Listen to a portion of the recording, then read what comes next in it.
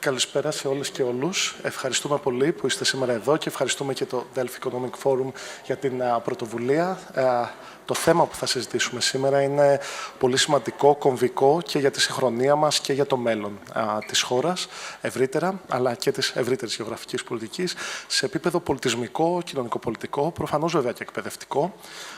Η θεματική μας, θα κάνω μια πολύ σύντομη εισαγωγή και να δώσω το λόγο και να έχουμε περισσότερο χρόνο να αναπτύξουν εξαιρετικοί ομιλητές που έχουμε σήμερα στο πάνελ.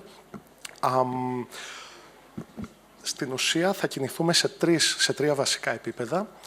Μέσα από το βασικό κομβικό ερώτημα, όπως ανέφερα, της συγχρονίας μας, του συνδυασμού της εκπαίδευσης με την καινοτομία, θα εστιάσουμε βέβαια στη μεγάλη πρόκληση της εποχής μας, την τεχνητή νοημοσύνη και τα βήματα προς την τεχνητή γενική νοημοσύνη, την ψηφιακότητα ευρύτερα, πώς ακριβώς μπορεί να λειτουργήσει ως απαραίτητο εργαλείο για να μπορέσουμε να αναπτύξουμε την εκπαίδευσή μας προς τους στόχους που θέλουμε ευρύτερα προς μια ευτοπική κοινωνία, δηλαδή πώς μπορεί να υπηρετήσει η τεχνητή νοημοσύνη και ευρύτερα η τεχνολογία και η καινοτομία τους ίδιους τους εκπαιδευτικούς στόχους στην ανάπτυξη του πολιτισμού μας, πώς μπορεί να συνδεθεί ουσιαστικά και δημιουργικά με την αγορά εργασίας, χωρίς ούτε η εκπαίδευση να υπηρετεί την αγορά εργασίας, ούτε αναγκαστικά η αγορά εργασίας να μένει πίσω λόγω ελλημάτων που μπορεί να υπάρχουν στην εκπαίδευση. Άρα, η δημιουργική συνεργασία και σύζευξη μεταξύ των δύο και επίσης το ερώτημα, θα διερευνήσουμε το ερώτημα αν πραγματικά παίζει ρόλο το ευρύτερο πολιτισμικό πεδίο και το γεωπολιτικό, αν θέλετε, στον συνδυασμό, στη σύζευξη, στη συνεργασία αυτών των δύο πολύ μεγάλων τομέων και στα αποτελέσματα που μπορεί να φέρουν στο μέλλον.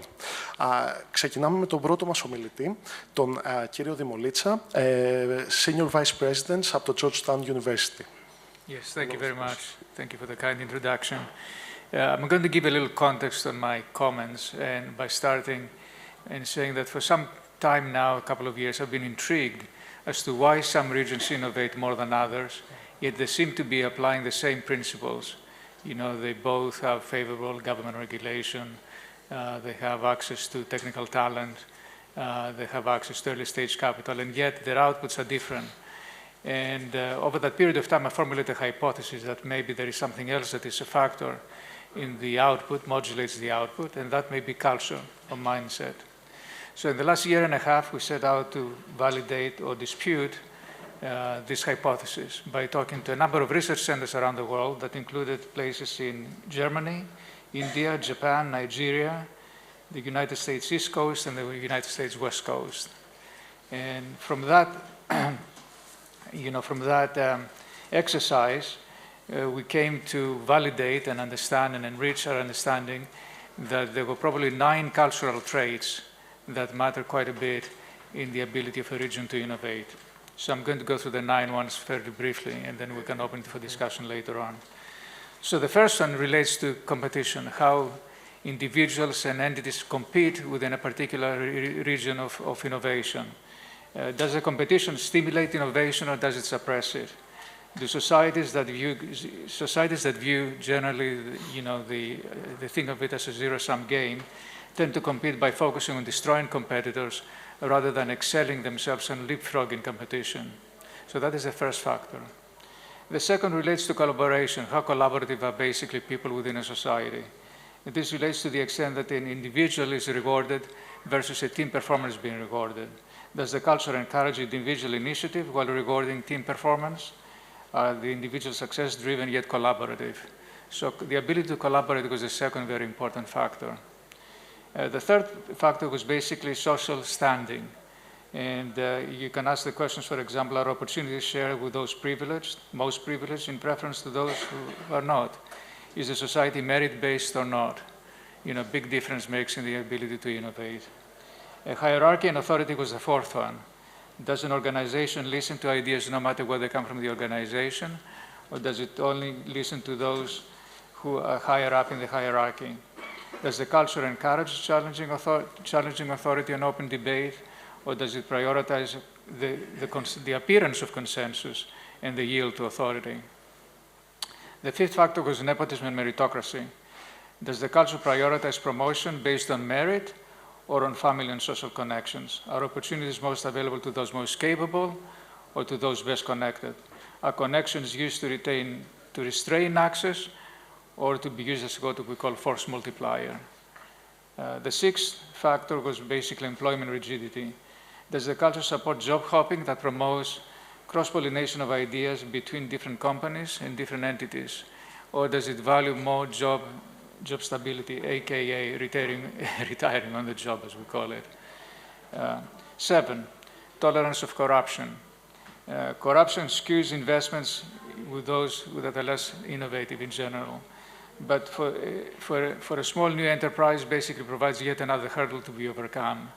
And that, if corruption is acceptable, produces basically a barrier to small companies being innovating and growing. The last three ones are very interesting. The eighth one is indulgence versus restraint. In societies that are indulgent, are societies indulgent or restrained? Indulgent societies tend to be optimistic and exhibit a can-do attitude, while restrained societies, on the other hand, or those that think of themselves as zero-sum games, tend to be pessimistic and cynical of success. And then the last one is risk and failure. This is an interesting one. Are rewards commensurate with the risks taken? We know that those who succeed typically are rewarded, but what about those who fail? Does society see failure as a learning moment to be leveraged in investing in new ventures? If not, a major opportunity may be lost. After all, expertise matters in innovation, and an expert is one that has failed in every possible way. So this is it, 9 things to think about, because culture really trumps strategy. Perfect. Thank you very much. You're welcome. For this very insightful comments that you made, and I think that we'll be able to discuss them in more depth in a while. We are happy to welcome also Mr. Amersi, Chairman from the Amersi Foundation, and perhaps we can continue with you, Ioannis. Let us talk in English. Let us continue in English now that Mr. Amersi is with us. Okay? Thank you. Of course, yes, of course. First of all, hello, and thank you. And I would like to thank, of course, Delphi Forum for the invitation, as well as Mr. Erinakis for the nice panel that is organized. Initially, as you start speaking in Greek, I said, as we are in Delphi, we should also, vote for our mother language and continue in Greek. But it's okay, of course, to speak in English. Let me say a few things because you mentioned some very important pillars. Let me state the grounds. First of all, I will be speaking on behalf, let's say, based on the previous years as an entrepreneur, but as well as a person of the academic community, and what urged us to invest in skilling, learning and development programs, and how we can connect academia with the industry, something that we feel it's quite important.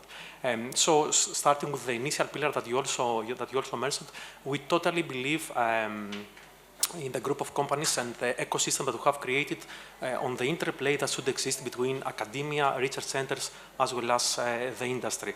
If we try to designate how this should happen, we should have in our mind that, okay, of course, academia and the universities are providing the foundation knowledge, so we should elaborate on that. And then we're having the research centers that participate in research programs that might be funded either from European Union or from governmental funds. And of course, this eventually would like to lead to innovation. And at the end, we're having the industry that's supposed to provide applications as well as to try to enhance the overall operational efficiency of the members. So those three should be aligned so as to reassure that in the long run, we'll be having the effects that we would like to have. And of course, if we see all the studies, so as even to increase the GDP of a country, we need to either to increase, let's say, the number of the births, or to increase the productivity that we can have per capita. So this is quite important. This should happen via this ecosystem. So overall, and thus I would like to mention also the best practice of the group of companies that I represent.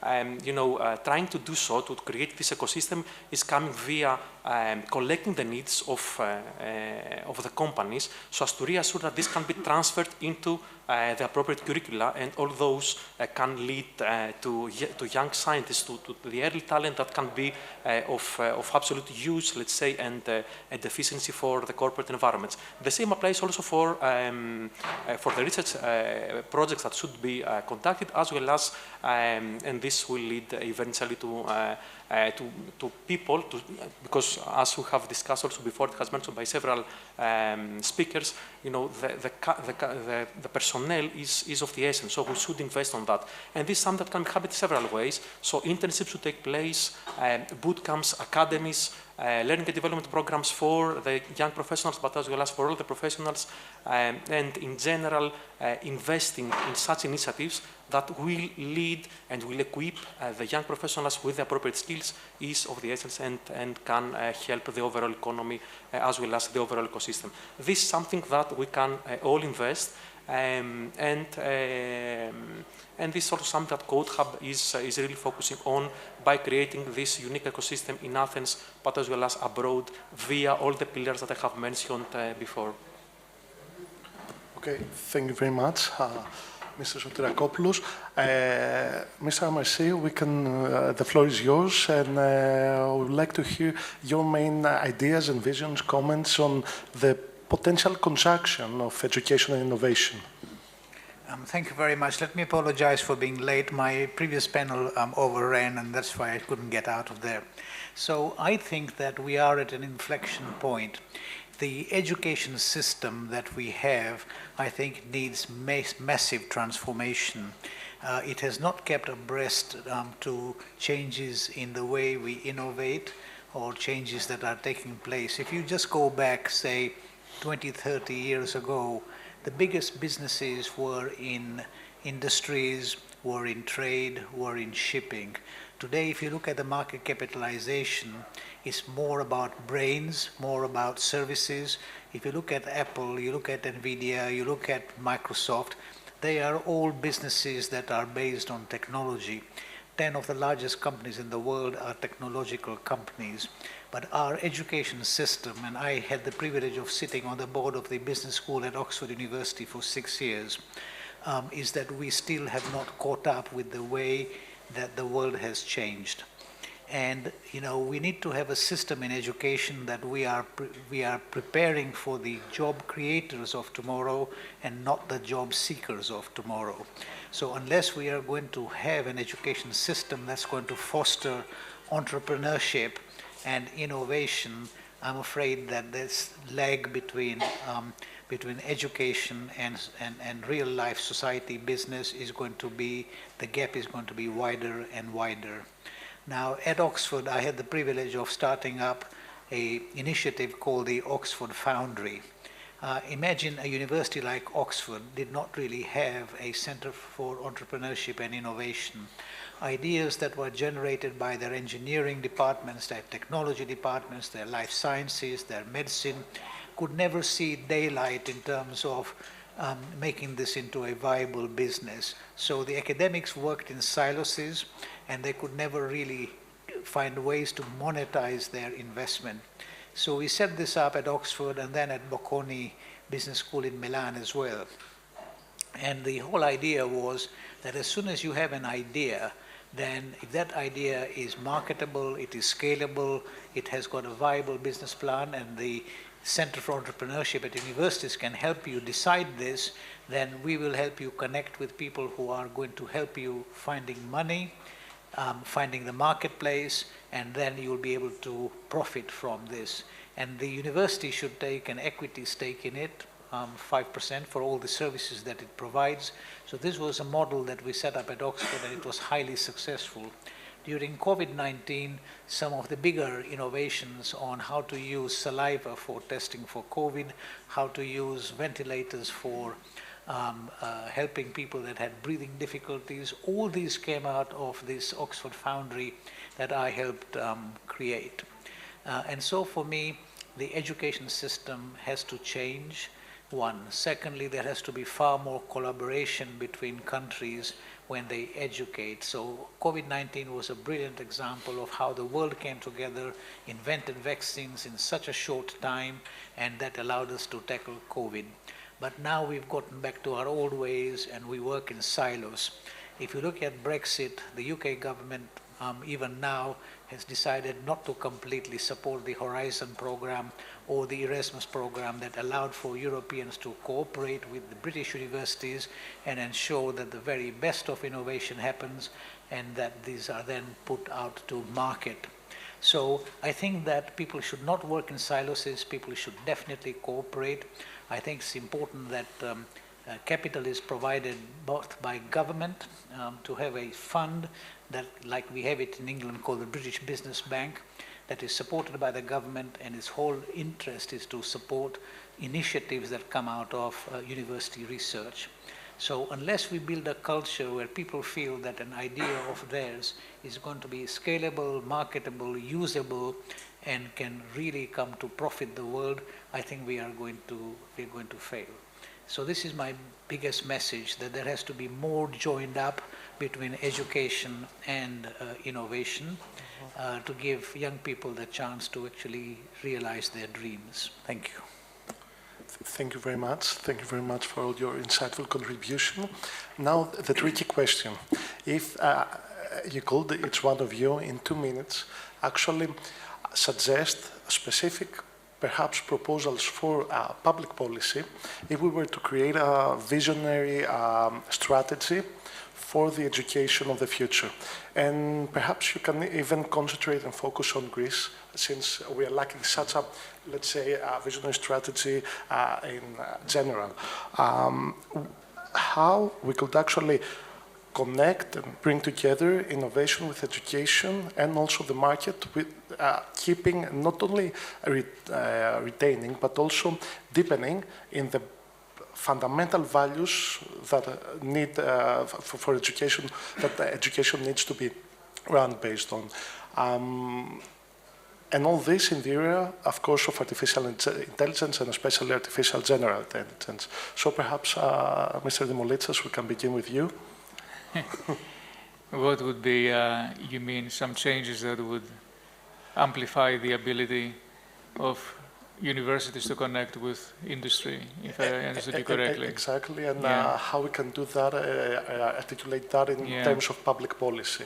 So through the government. Well, I think if there is a blueprint within the United States, of course, the defense industry has been the flywheel of a lot of the research that we've done. In other places of the world, I don't know what happens in Greece, universities tend to stay away from defense, and they're missing probably a significant opportunity where innovation is taking place and has taken place over the past. The second thing I would say is that more industry-funded research in the United States, with about $600 billion worth of research every year, research and development. 85% of that is funded by industry. And I think, I forget now the exact percent, but 25% of that is executed by universities. So industry funding universities for all kinds of research, in addition to the defense sector that I mentioned, would be steps that would enhance this connection between the two types of institutions.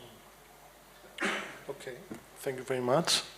Ioannis? Great, and thank you again, Nico, for this nice question. So, actually, would leave two points on the table, and as in regards also to the public policy, as you mentioned. First of all, I would like to highlight that nowadays in Greece is happening a huge reform in regards to the non-state and non-profit universities that are going to be established, and I totally believe that this is something quite important for the whole economy, because a new stream of things and ways of producing revenue, as well as combining academia with research and the industry, is going to take place.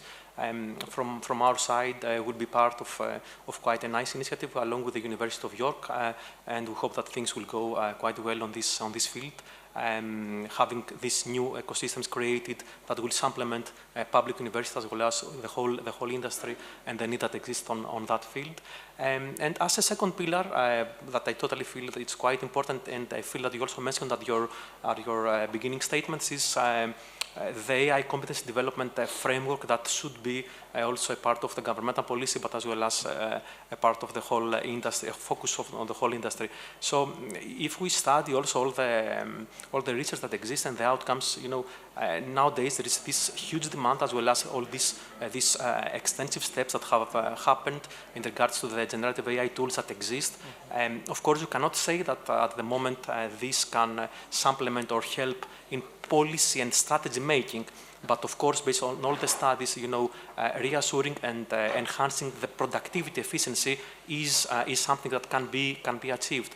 So what I would urge and propose, and as a call to action, is to create a policy, and also ourselves in the group have created a very specific program and framework, starting from awareness about generative AI, and then eventually proceeding on how we can decompose the job descriptions, and then based on those propose the appropriate tools that will eventually lead to the new SOPs, so the new standard operating procedures that will be enhanced, and all this will increase the productivity and of course will lead us to the next day. So I feel these two are quite important. Thank you very much, Ioannis, for the very specific proposals. Mr. Amersi. Thank you very much. I'm not very familiar, as you may expect, with the Greek market, but I think that the lessons that apply outside Greece are also relevant for Greece. So if I was advising the Greek Minister of Science or Employment or Education, my advice to them would be this. Firstly, you need a far better alignment between academia, industry, and government in terms of policies that need to be set. Secondly, the government should, I think, encourage the setting up of clusters. What do I mean by clusters? Clusters, if you look at Silicon Valley, what makes it so special? It makes it so special because there are entrepreneurs there, there are academics and students from Stanford University, and there is a whole marketplace that are lawyers, investment bankers, investors, as well as academics, all in one place, where they can talk to each other, work with each other, and ensure that each can contribute to the other's success. That is what makes Silicon Valley so successful. In the case of Greece, if I was looking at it, you cannot be everything to everyone. You need to decide what areas you can specialize in, you can focus on. We heard today during the address of the President of Bulgaria and Greece that AI will result in massive data centers here. Now that is a great industry to help fund here, because data centers by themselves will then accelerate AI, crypto, blockchain, and all the new technologies that come. The government also needs to ensure that appropriate funding is in the budget to allow for all the startups to succeed, and there has to be some breaks, like a tax break, a tax holiday for 5 years or 10 years for people who are willing to invest capital to promote entrepreneurship. And there has to be a culture of people that want to really build businesses. I think that you have a great history here, you have a great location, and there are many things from AI, which my colleague just discussed, into climate change, into green energy, into the very cutting edge of education technology, fintech. You can look at all of these new ideas. And I was in Italy just 3-4 months ago, and I was very impressed with their vision of how they want to catalyze entrepreneurship in Italy. And there are, I think, lessons to learn from your neighbors here as to what they are doing, and then see which of this makes sense. Thank you. Okay. Thank you very much, and thank you, each one of you, for all your insightful comments and ideas and proposals. And thank you, everybody, for being here and listening to us.